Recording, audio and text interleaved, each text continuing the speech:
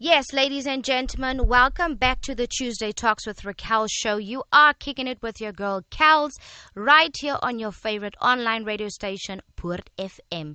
All right, ladies and gentlemen, if you've just missed out on or just tuned in, it's exactly 6 minutes after the hour of 7, and we have been dealing with the issue of talking about sex with your children. So if you have missed it, we are going to have a very special guest that we're doing a call interview with, Lauren Aventhia, who is the founder of the page hashtag Leave Our Kids Alone. So I have her on the line with me, and we're going to talk about the new sex ed curriculum that is going to be implemented by the government this coming year. So, hello, Lauren. How are you? Hi, I'm well, thanks. And you? I'm good. I'm so pleased for you to join our show tonight. Oh, thank you so much for giving me this opportunity to chat about what we're doing and chat about CSE because it's to do with our children, which I think is a very important topic. Yes, I think it's quite important as well. Me, myself, I'm a mother as well, and my child is in grade 4 this year, and it was quite shocking and worrying for me to learn about this page and what the government actually wants to implement. Yes. Yeah. Yes, that is true. The government has gone completely behind the parents' backs, and that's probably one of the biggest problems that we are sitting with. And I'm sure you will mention later in the show that the department continuously harps on about the fact that what is the big deal? CSE has been part of the curriculum since the 2000s. Well, that is a big deal because most parents had no idea that the curriculum was part of the curriculum for that long. Yeah. And that's the issue we have. There's no transparency, there's no communication, and this is highlighting a massive problem with government in general. And it's affecting our children. It is. Okay, so what I did is I actually went and got a sort of like an upload, a communication that the government has released on their basic education site that they released on the 13th of November, where it basically states that the CSE was introduced in 2000 within the subjects of life orientation and life skills to ensure that learners do not get confusing and misleading messages on sex, sexuality, gender, and relationships. CSE has thus been part of the South African curriculum for almost 20 years. It provides scientifically accurate information, build positive values and attitudes, which enables young people to safely navigate the transition to adulthood. The core aim of CSE and the new structured lessons plans to help learners build an understanding of concepts, content, values, and attitudes around sexuality, sexual behavior, as well as leading safe and healthy lives. The Department of Education has worked hard to develop a comprehensive curriculum that seeks to address real-world challenges and issues faced by learners in their day-to-day lives. The global evidence base for CSE is significant, and the Department of Basic Education's rigorous review of the literature found that CSE is not sex education. CSE does not teach learners how to have sex, and CSE does not sexualize children.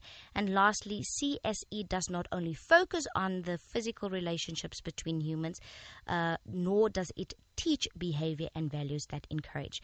So that is the statement that they have released, but with your page, that is not what you believe, that the government is actually misleading in what they have stated there.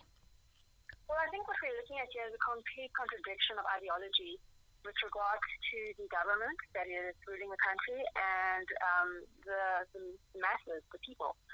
I'd like to go to some of the things in the statement.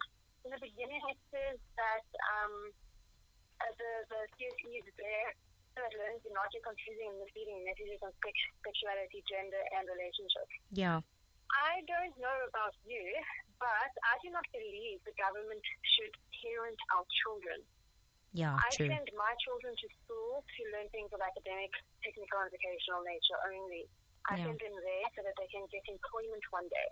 So I want them to know basic things like language, communication, math, science, those kinds of things. Yes, the yes. government, what they are doing when they are doing this, is actually extremely arrogant, and it lends itself to a communist state of mind in that the government is trying to take over the role of the parents. Yeah. So what we see, and there are obviously a lot of things in sexuality to justify it. Obviously, there's poverty, high teenage pregnancies, and all of those things, which is the main reason that they've used for introducing this. But at the end of the day, government needs to know its proper place in society. When government infiltrates into the home and takes over what parents and civic organizations are supposed to do, then what you end up with is a huge imbalance. And now, if specifically in our country, if the government cannot govern, why do we think that they are going to be good at parenting? Yeah, that's true. Very valid point. All right, so for our listeners, just to clarify, because they hear the abbreviation of CSE, tell us, what is the CSE? Comprehensive Sexuality Education. It teaches not the risks and readiness for sexual activity. It is teaching sexuality. So it starts from the foundation of your sexual identity. It questions gender norms. It goes into all kinds of things that should be up to parents to have authority over. Yes. So CSE, it's not sex education. At the end of the day, it's a UN-sponsored ideology. And by UN, I mean United Nations. Yeah. It's a United Nations-sponsored ideology. Most conservative parents do not agree with or align with at all. And it's being pushed onto our children via the government, but it comes from the United Nations. It comes from overseas. Yeah.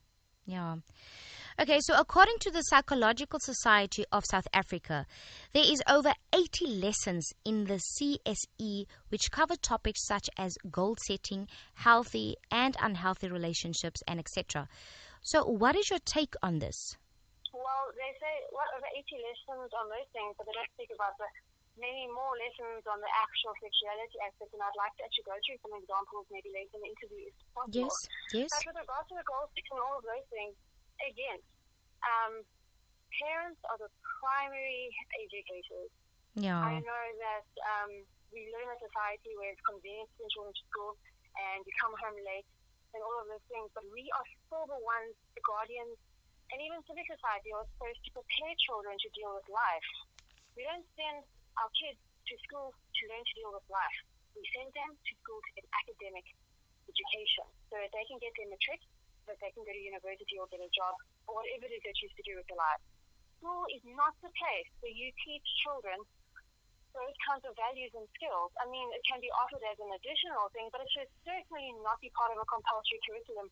Yes. And in fact, although it's off the topic of leave our kids alone, as a parent, I've seen some things in the current textbook that my son is learning, and it has things not to do with sexuality that I personally would teach differently and have taught differently.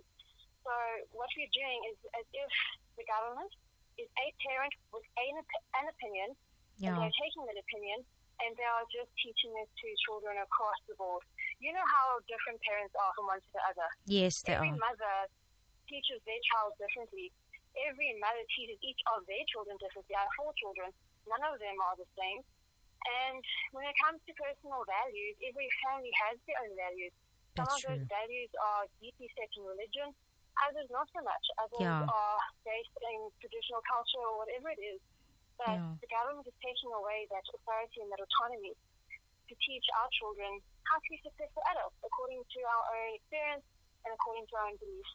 And school is no place for this kind of education. Yes, I kind of fully agree with you as a parent myself. You know, the government should rather, impose an option for it, rather do it like as a separate subject where you as parent can give consent, if you would like to have your child, because some parents, as you say, we're all different, and the morals are all different as well. So just to interrupt you quickly, that being said, when it comes to comprehensive sexuality education, I don't think there should be any opt-in, opt-out situation. It should be completely eradicated from the curriculum completely. When it comes to the goal setting and the life skill, that's a different story. That should be an option. It shouldn't be a compulsory part of the curriculum. But when it comes to comprehensive sexuality education, that needs to be eradicated completely. We need to have an absolutely hard stance. All parents across the country need to have a very hard stance on that, because it's giving our children up to the altar of the government. So the government can stay in power. They want to destroy this country. The UN, in my opinion, wants to destroy this country.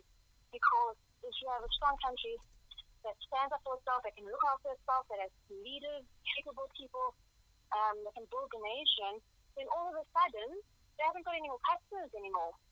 And if you think about it, needy countries are their customers at the end of the day. Yeah, that's true. Everything's about money. Money makes the world go round. Yes, And yes. that's the core Also the root of basis all what's evil. going on.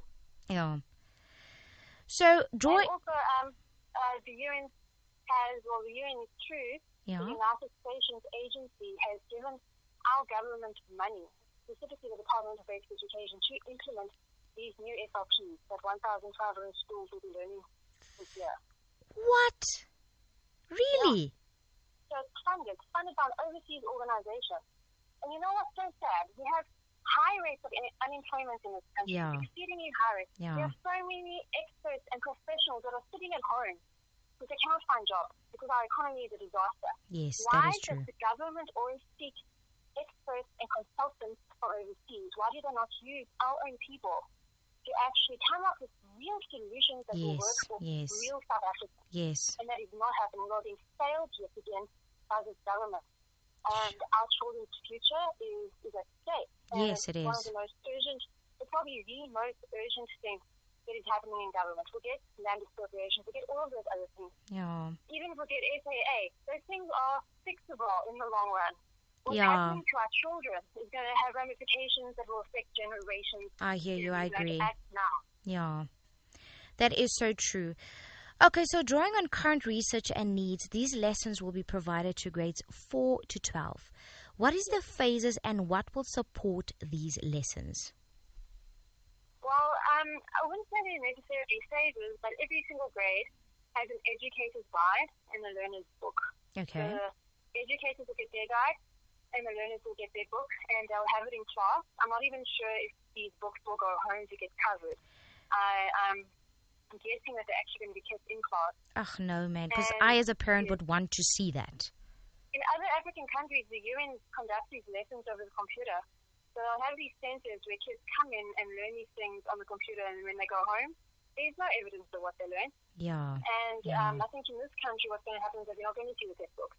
But it's all in the name, scripted lesson plans. I've spoken to some teachers who've been to the training, and the officials, the government officials, told them that they're going to send inspectors to the school to ensure that every part of the book is covered. That's not like in the past with the previous books. Teachers could pick and choose what they teach. Yeah. These scripted lesson plans are to force teachers to teach comprehensive sexuality education and to teach it in depth. Sure. And I also believe that a lot of educators are also not very, impressed by this, as also very, opposed to the idea of teaching the kids, this type of content. Yeah, that's true. Many teachers have spoken to me and said, this goes against their values completely, and they have no idea what to do. And principals as well. They say if they empower their teachers not to use the lessons, they, at the end of the day, can get fired. Yeah. And teachers as well are stuck in paid by the department and, going against what parents want for their children. Yeah. And the government basically, or Angie herself, in a parliamentary portfolio committee meeting, said that she will discipline teachers who do not teach the comprehensive sexuality education. Unbelievable, because when it comes to low maths marks, low science marks, there's no discipline happening for teachers that are not delivering on their mandate. But when it comes to comprehensive sexuality education, all of a sudden the government cares about quality and control. Yeah. It's very hypocritical. Yeah, I totally agree with you. So as the founder of #LeaveOurKidsAlone, what is it that you liked with starting with this page? What is it that? What is it that you liked when you started this page? That I like? Yes. I'm not sure what you mean. Well, for instance, when you started off the page, what was the one thing that basically stood out for you when you started off with this page? I think the massive growth. I was not expecting it at all. Knowing what mainstream society is like, I expected to be a little bit ridiculed, and I was in the beginning, and I expected maybe, I don't know, maximum 1,000 parents to agree with me. And how many do you have now? In less than 3 months, we're at 124,000. Sure, that's a lot. That is incredible. It's completely exploded. The support is insane. And on top of that, we've had attacks on Facebook with regard to our growth. Wow. At least 3 times. So we actually would have probably been a lot bigger if it wasn't for those things in the beginning that happened. Yeah. And it's been unbelievable. It's been amazing. Wow. And it's so nice to know that there are still so many parents that believe in good family values, that actually want to take charge of their children's education and take charge of their children's future. It's very heartwarming. This is the first time I've witnessed that the whole country has come together. We have all the demographics on our page. Yes. From staunch Afrikaans to, middle of rural Eastern Cape. And everyone has just come together. They've put their differences aside. I have very strict rules on the group. No politics, no religion. We just talk about our children and comprehensive sexuality education, nothing else. And it's united us. It's united 184,000 people from all walks of life, which is a very special and powerful thing. It is. And I hope it grows further. Wow, that is really, really incredible. So tell me, how did you come about creating the group, the page? How did it all start? It started when I read a press release by Freedom of Religion South Africa. I remember reading the press release in May of last year, and then the department had like a front page article in our newspaper in Cape Town saying that, no, this is all nonsense, we would never touch all these things. So they blatantly lied. And then he made another press release that was far more detailed with pictures in October. I think it was the end of October. And I read it, and it was just playing on my mind the whole time. Yeah. And I think it was Sunday that I went walking with my family up the church in the neighborhood, like we always do. And I spoke to my husband. I said, you know what, the government's trying to teach our children. And he said, well, why didn't you try to start a Facebook group? And then I thought, nah. And then when I got home, kids went to bed, it was still playing on my mind. And then I was like, okay, I'm going to start a Facebook group. And it was probably like something at 11 p.m. at night. And, the Leave Our Kids Alone, that came up from the Pink Floyd song. Leave Our Kids Alone was actually used as a protest song in the 80s when children were being forced to learn Afrikaans. There was a huge uprising in Cape Town where I think it was Manenberg and a few other schools, they completely rose up against the government to demand certain things regarding education. And that song topped number 1 in this country for longer than it topped number 1 in America. Wow. Because of the political climate and because it was used as a means of, resisting the government and what the government was doing at the time. Yes. And in that same light, and being a music fan, Leave Our Kids Alone just popped into my mind, and it's actually become quite a big name, because at the end of the day, we want Angie, we want the government, we want the department to leave us alone. Yes, that is true. Just to deliver what we want them to deliver. And there is good schools with good infrastructure and a decent academic education. We're not asking for much. How many schools don't have toilets, don't have proper walls, don't have windows, don't have textbooks? I know in Cape Town, in Langa, there are classrooms with 60, 70, 80 kids in one classroom. Sure. Why not deal with those things first? That is so true, hey? They're completely ignoring their inability to govern. And their inability to govern is causing poverty to increase, which is causing more teenage pregnancy because adult males are taking advantage of underage girls and making them pregnant. Yes. So this isn't about children needing to be educated on sexuality.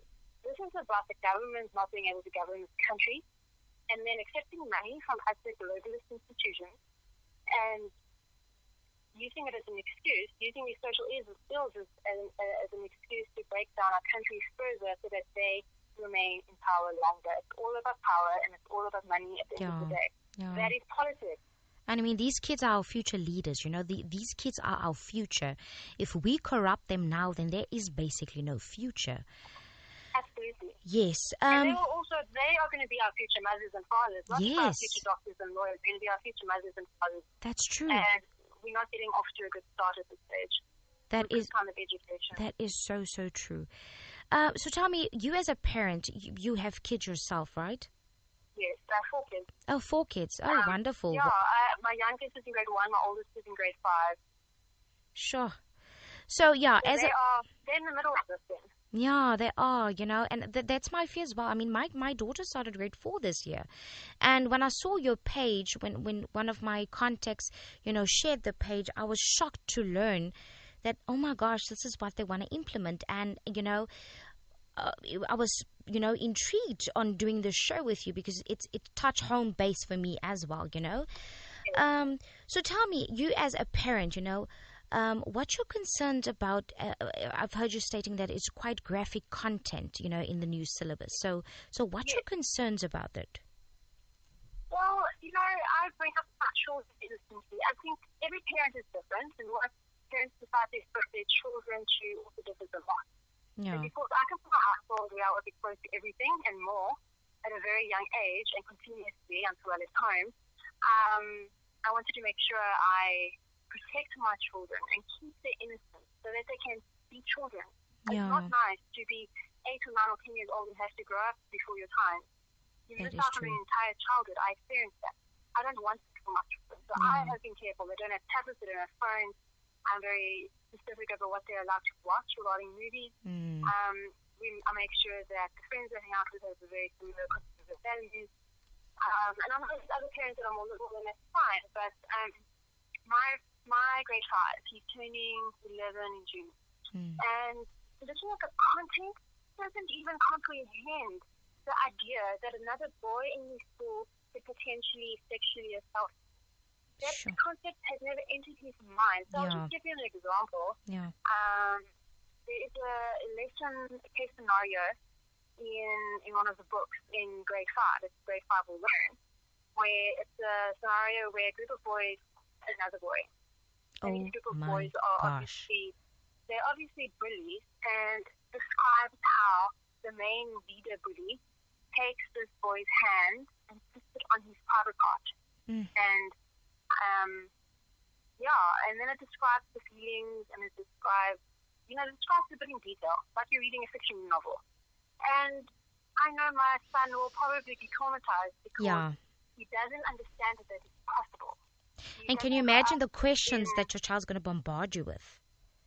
Yeah, I mean, what? They build catties and they ride bikes and they collect insects and they like to look at the stars at night and they want to play with cars. So there's no room in their brain for this. They're Yeah. obsessed with sport. They just want to spend time with friends. There's no room in their brains for this. And it's the same for all children. And then, the government will say, but then what about the children in communities where they're not that privileged, where they're actually faced with Mm. all kinds of content? Maybe they actually end up witnessing people having sex. Who knows? What I have to say to that is this content will worsen the effect. So if a child is growing up in an abusive situation, if a child Yeah. is currently getting sexually abused, Mm. if a child is seeing sexual abuse take place, what this curriculum does is two things. Firstly, in a very short term, it's going to cause secondary trauma. And this has been confirmed by various child psychologists and social workers that I've spoken to. So a child will experience secondary trauma. So forget the trauma they experience from whatever's going on at home. When they are in class, in what is supposed to be a safe space for them, and they are reading this material. And remember, there are bullies in class, there are people that tease you in Yes. class, maybe you Yes. don't like your teacher so much, and they're reading this, they are vulnerable, and Yes. they are reliving True. their trauma, It's and that true. traumatizes them further, which makes it harder for them to heal later on, if Mm. ever they get the opportunity to see counseling. And then the more long-term problem is that you learn about the world from the people you interact with. So your parents teach you about the world, and so society teaches you about the world, your friends will teach you a bit about the world, the media will teach you about the world, and then Yes. school obviously will teach you a bit about the world. Yeah. And when they go to class and they read these things, the big problem is that it normalizes a sexualness that the society has. Mm. So it's not about teaching correct values where you teach children what they should aspire to be. Instead, they teaching the children how terribly bad and evil this world is. So what hope do children have? So That. why should they try to be different? Why should they try be leaders? Or why should they try listen to their parents or listen to whoever's guiding them in life. It completely paints a picture of a society that is sick and perverse. Yes, it that's paints true. a picture of a society that is sick and perverse and normalized. And it's not right and it's not fair. So I think the government, in a sense, shame. I actually think they haven't got the intellectual capacity to comprehend the long-term effect this is going to have, because the government sees statistics. Yes, And that's then true. they see, okay, I need votes. Yeah. So these are the statistics. We need votes. Let's see what we can do to try to look like we have a solution. And they're not thinking of the long-term effects at all. I don't know why they don't consult our very own experts in the child psychology arena in South Africa. I don't know why they're ignoring that. I don't know why they keep harping on about UNESCO and what UNESCO's done. And even UNESCO's results are dubious at best. In many of the studies overseas, there was no remarkable difference. There was no improvement. There wasn't an increase of contraception use. There wasn't a decrease in sexual activity or anything like that.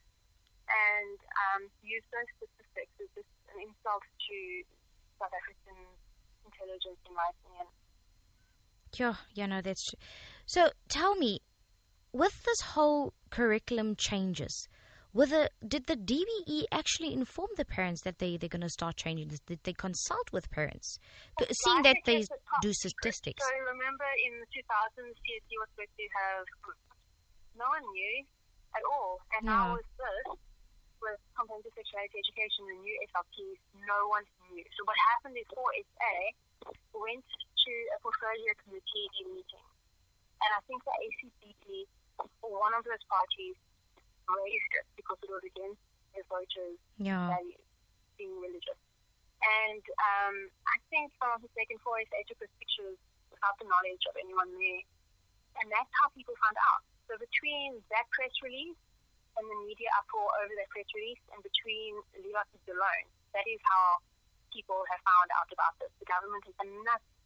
There's been no public participation. They claim that there was public participation, but even the schools that are implementing CSE this year, the pilot schools, as they call it, even most of the parents in those schools had no idea.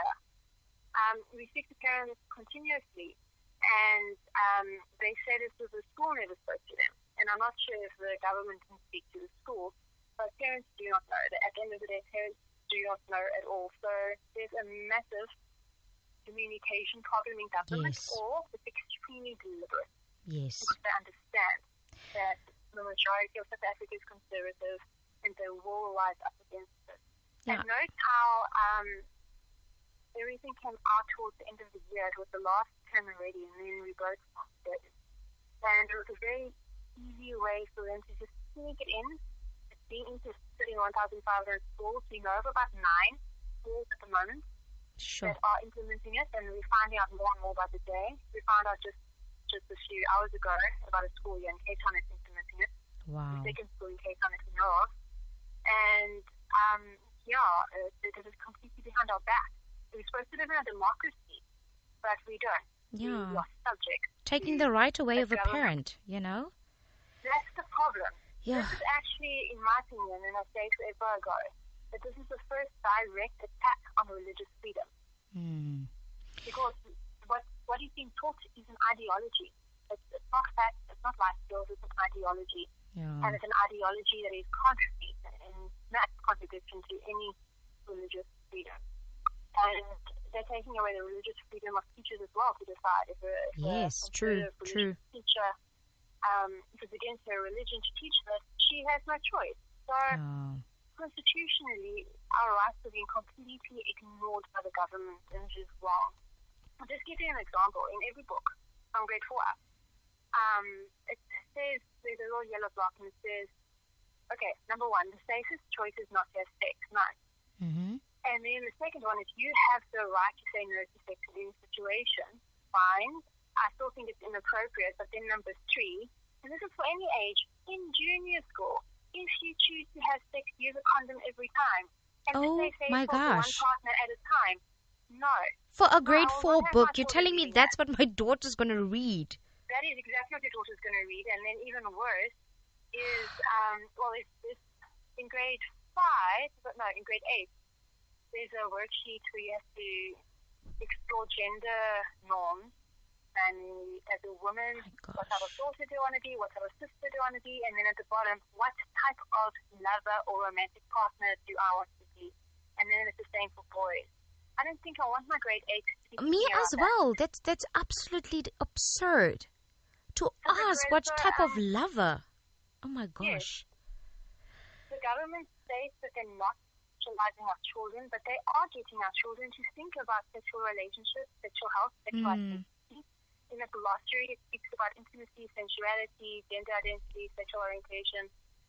And then is grade 8, yes, again, grade 8, speaks about sexual rights and responsibilities. And it says to the kids, it is my right to decide whether, when, and with whom I will be sexual. Hello, if you live in my house and I'm looking after you as my child, you have no right, to be quite frank. Yeah. Except for the basic rights of protection and food. So from the age of 12 and 13, I learned to decide when I was doing sex.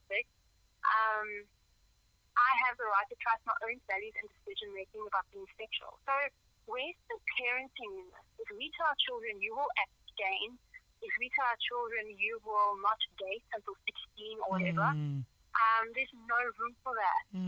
That's so true. I have the right to be in control of my own sexual experience and to set my own limits. No.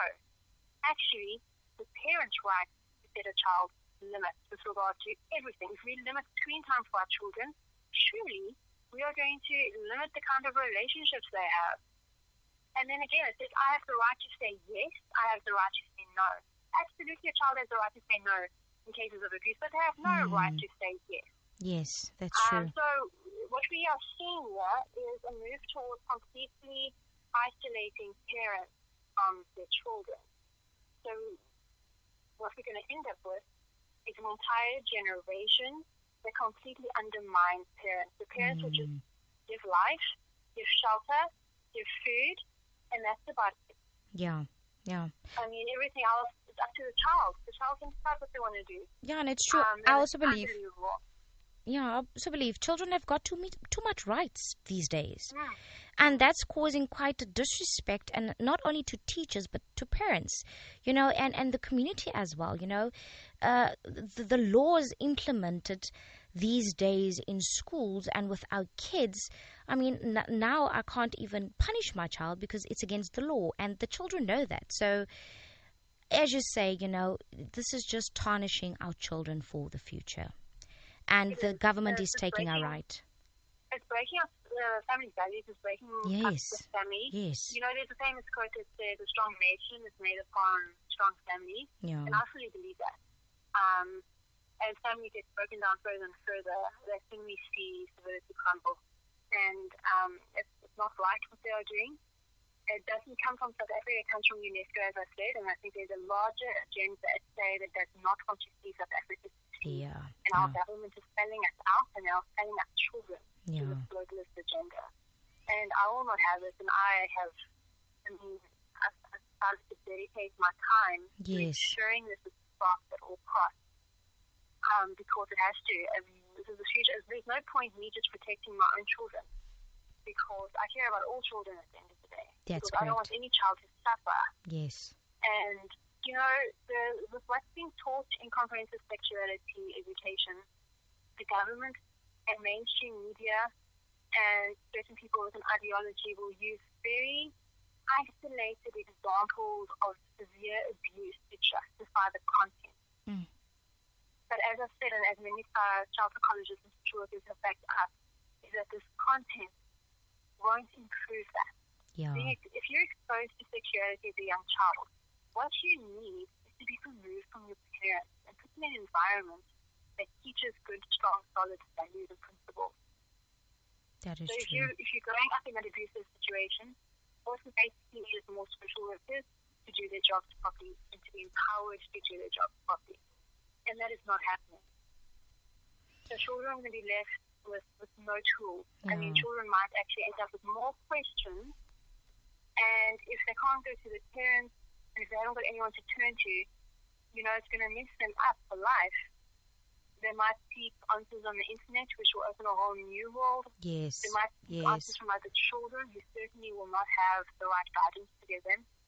And particularly, and I think this is the thing the government has not realized, it's especially our most vulnerable children that are going to be affected the worst. That is true. Especially the ones that need the help. It's especially the ones the government claims to be helping that is going to be the most traumatized from its content. Sure. So And we tell can't us, let it happen. yeah, this curriculum will be rolled out in 1,500 schools this year, and the other 20,000 schools will be implemented in 2021. Do you know which schools actually form part of the first batch of the 1,005 schools? You know, that's the frustrating thing. The government has been top secret with that information. They will not release it. We've had members on the group emailing the government and emailing the spokesperson to tell us who are the 1,500 schools. We want to know. They will not release that information. So we are relying on parents to phone their kids' school and to ask the principal and to ask the teacher, are you implementing these new lesson plans? And then to tell us so that we can compile a list. So we compiled a list of about, I think, 9 or 10. And I know that 3 of them are in Vertical, which is strange. I mean, across the whole country, 3 are in Vertical. There's one area in Joburg. I know 2 in Cape Town, and then a few elsewhere. I think there's 2 in Durban or KwaZulu-Natal. And then I'm not too sure where the others are, but we have about a list of 10. That 10 out of 1,500 is nothing. It is. Nothing. It's nothing. And the government is not being transparent with us. What are they trying to hide? If this curriculum was so good, why aren't they just open and honest about everything? Yeah, that is true. So they're not making a good case for themselves. Wow, that is so interesting, and it's more concerning as fact as well.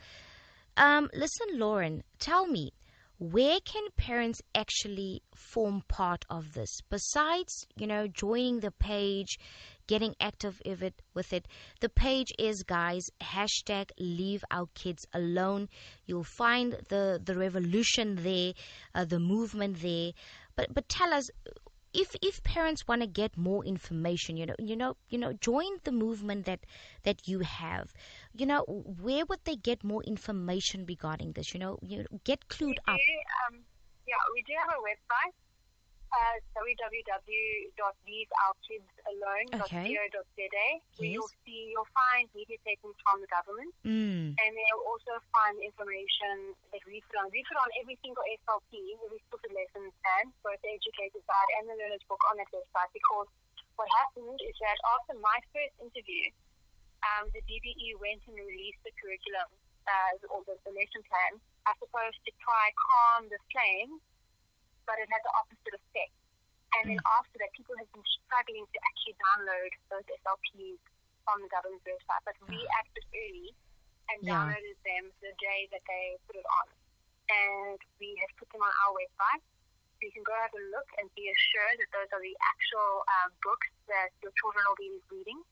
And on top of that, we actually had a parent in Joburg go to one of the schools and actually held the books in their hand.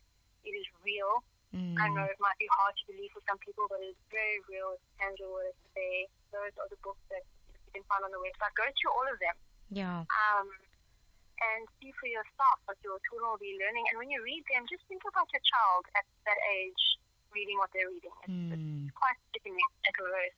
It's quite disturbing. I also have a YouTube channel, Lauren Evanthea. I made it as a result of I've done a few media interviews, radio interviews, and TV interviews, and I think with all the questions I've been asked, listening to those interviews will answer most people's questions. And especially with a lot of interviews, I've focused on the impact this has on our democracy, it's affected our freedom of religion, and moving more and more into a dictatorship. Because another thing is that the government is too bold. Sitting in Parliament, not being passed yet, but wanting to force private and home schools to follow CAP, meaning they will have to teach CSE. So you're not out of the picture if you tell go to a private school yet. And then the other one is that the government wants to have more control over teacher appointments, principal appointments, and school governing bodies.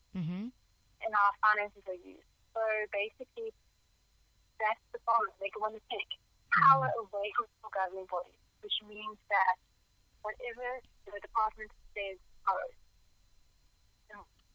Even though that's the part of the law. So our freedom and our democracy is under attack by the very people that are elected and by the very people that are the power over us. We are in a very dangerous and precarious position. And if we don't act fast and unite, we're going to see ourselves completely enslaved to a dictatorship. Might still be disguised as a democracy, but our rights are disappearing before our eyes, and it's happening fast. They are acting very quickly. A lot of kids have already had their first lessons in sexuality education. And they're not holding back. They are really going for it. And that's the thing. On the 13th of February, the 13th of February is the State of the Nation address.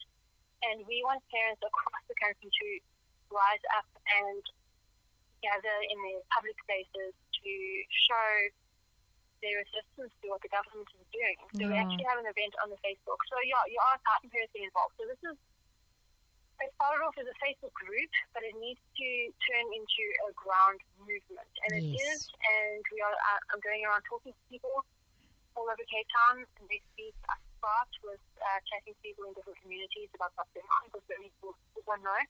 Thereafter, I'm going to travel across the whole country, educating people on CSE and what the government is doing and the implications of both. But apart from that, this is a movement of individuals.